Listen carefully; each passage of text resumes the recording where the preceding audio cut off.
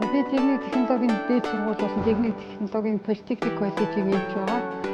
Манай сургууль хог хаягдлаа эрүүл мэндийн сайдыг 2017 оны 12 сарын 12-ны А500 тооц тушаалын дагуу ангиж хаягдаг байгаа.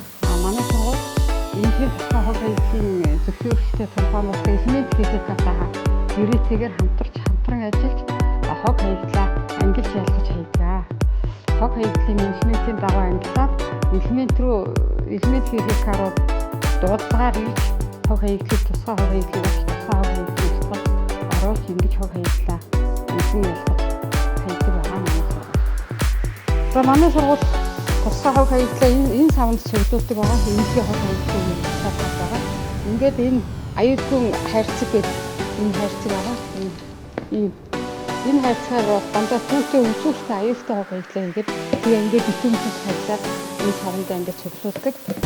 Энд одоо тусгай хаягдлын шар уултанд ингээд зүү тарианыхаа багсаа савгаар ингээд цуглуулж хайдаг байгаа.